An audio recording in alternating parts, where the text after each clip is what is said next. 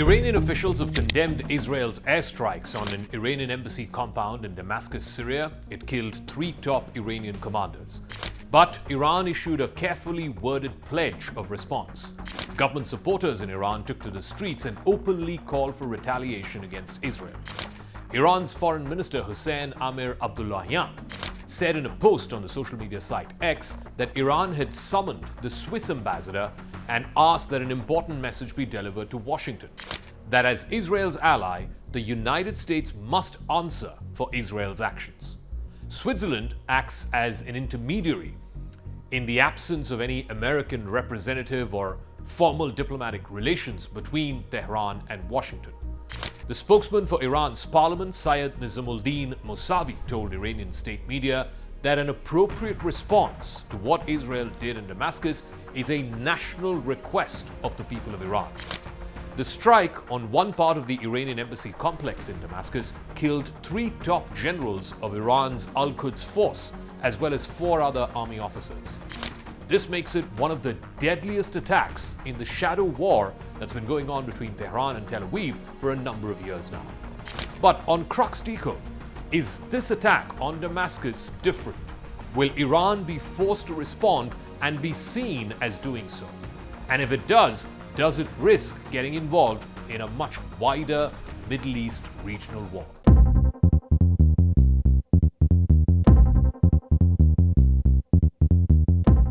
The Israeli military declined to comment on the strike, but 4 Israeli officials who spoke to the Western press acknowledged that Israel had indeed carried out the attack.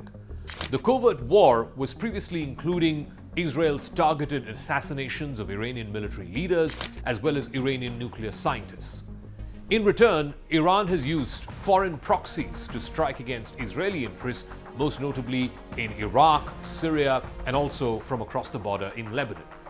Now, though, it is increasingly being fought out in the open as tensions between Tel Aviv and Tehran have intensified since Israel and Hamas went to war back in October. Israel, on the very first day of this attack, blamed Iran for proxy funding Hamas, which was the group responsible for the October 7th attack. The attack in Damascus killed Mohammad Reza Zahedi, who was a senior commander in the Al-Quds force. General Zahedi oversaw the Quds force's covert operations in Syria and in Lebanon. Also killed in the strike were General Muhammad Hadi Haj Rahimi, a deputy commander in the Al-Quds force in Lebanon and Syria, and second in command to General Zahedi, as well as General Hussein Aman Alahi, who was responsible for the Quds force's military operations in the wider region.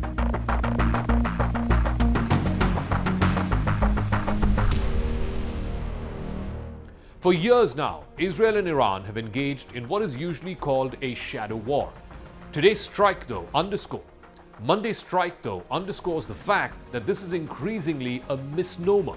Tensions between Tel Aviv and Tehran are increasing on multiple fronts. This is no longer a shadow war, this is an open war. The strike, according to at least 2 members of Iran's Revolutionary Guards, targeted a secret meeting in which Iranian intelligence officials were meeting with Palestinian militants. They were there to discuss the war in Gaza. Among them were the leaders of the Palestinian Islamic Jihad, which is also a group that is funded by Iran.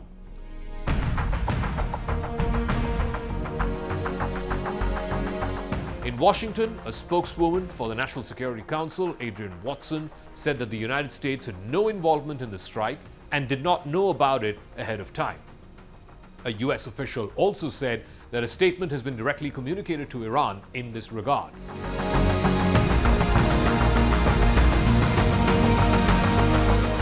Meanwhile, in Iran, in several cities across the country, including in the capital Tehran, as well as in places like Tabriz and Isfahan, large crowds gathered waving Palestinian as well as Iranian flags.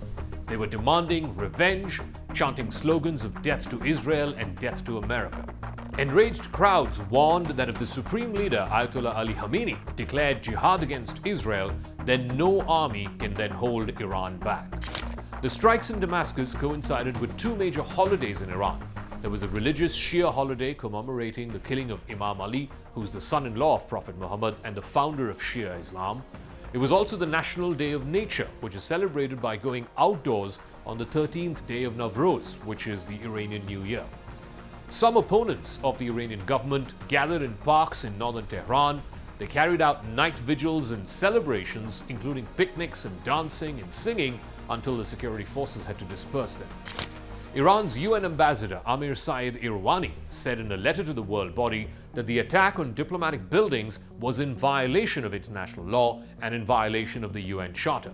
He said this was a threat to peace and stability in the region.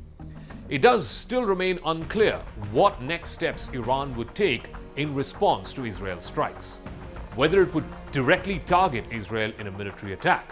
If it does that, then that would risk a broader war, not just with Israel, but would also drag in the United States. A much more contained strategy would be to continue fighting through the terror groups that Iran supports in the region. And these terror groups include both Hamas and Hezbollah, which in southern Lebanon has also been targeting Israel since the beginning of this war. Hezbollah, which is the Lebanese Shia militant group that is backed by Iran, also put out a statement, and I quote from it, "Without doubt, this crime will not go without punishment and revenge against the enemy," unquote. But here's Iran's catch-22.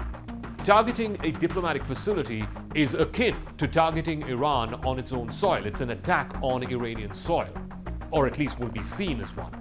Failure to retaliate against this attack would undermine Iran's military presence in Syria.